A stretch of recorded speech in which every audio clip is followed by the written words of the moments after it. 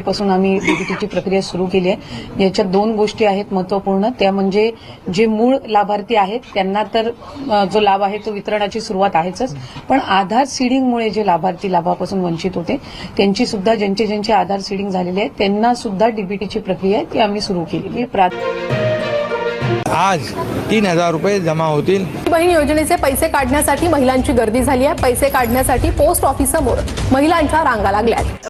नमस्कार लाडक्या बहिणींनो, आजचा हा व्हिडिओ तुमच्यासाठी खूपच महत्त्वाचा आहे, कारण आज आपण अशा एका मोठ्या अपडेटबद्दल बोलणार आहोत जी ऐकून अनेक महिलांना धक्का बसला आहे। कारण आता 60 लाख लाभार्थी महिलांना यादीतून वगळण्यात आले आहे। होय बहिणींनो, तुम्ही बरोबर ऐकलत। राज्य सरकारने मोठ्या प्रमाणावर ऑडिट आणि पडताळणी मोहीम सुरू केल्यानंतर अनेक महिलांना या योजनेतून अपात्र ठरवण्यात आले आहे। आता सर्वात मोठा प्रश्न असा आहे की जर तुम्हाला जानेवारीचा हप्ता मिळाला असेल तर फेब्रुवारीचा हप्ता मिळणार का?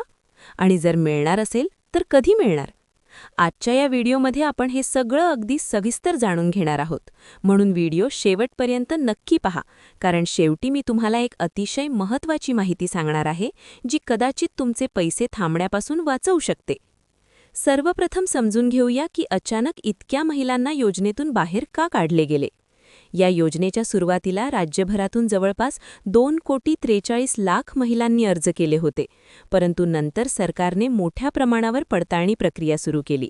या पडताळणीमध्ये 3 महत्त्वाचे टप्पे होते। पहिला टप्पा होता आधार लिंकिंग। ज्या महिलांचे आधार आणि बँक खाते योग्यरित्या लिंक नव्हते त्यांची माहिती तपासण्यात आली। दुसरा टप्पा होता ई-केवायसी तपासणी। अनेक महिलांनी ई-केवायसी पूर्ण केली नव्हती किंवा माहिती चुकीची भरली होती। तिसरा आणि सर्वात मोठा टप्पा होता क्रॉस व्हेरिफिकेशन। यामध्ये आयकर विभाग, रेशन कार्ड, सरकारी कर्मचारी डेटाबेस आणि इतर सरकारी माहिती यांच्याशी तुलना करण्यात आली, आणि याच तपासणीमध्ये धक्कादायक वास्तव समोर आले। काही महिलांचे वार्षिक उत्पन्न 2.5 लाख रुपयांपेक्षा जास्त असल्याचे दिसून आले। काही घरांमध्ये सरकारी कर्मचारी होते।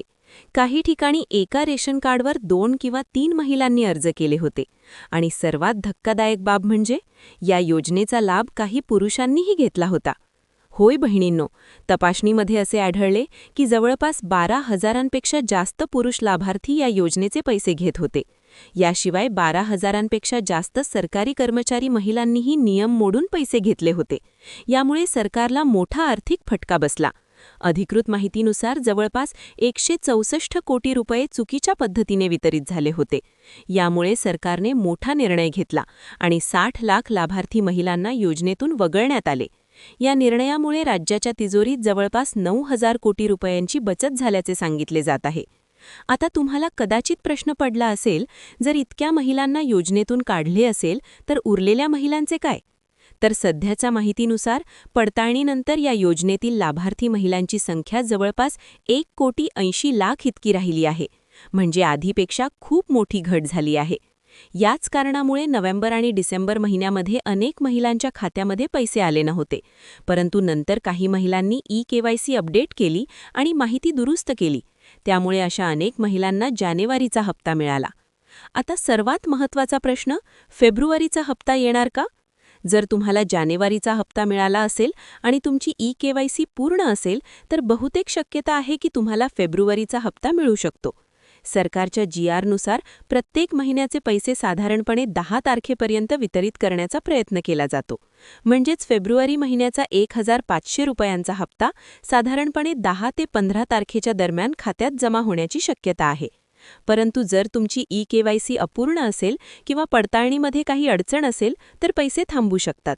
म्हणून सर्व लाडक्या बहिणींना एक महत्त्वाचा सल्ला, 31 मार्चपूर्वी तुमची ई-केवायसी नक्की पूर्ण करा, कारण त्यानंतर योजनेत मोठे बदल होण्याची शक्यता व्यक्त केली जात आहे। काही अहवालांनुसार पुढील अर्थसंकल्पामध्ये या योजनेच्या निधीत 20% कपात होण्याचीही चर्चा आहे।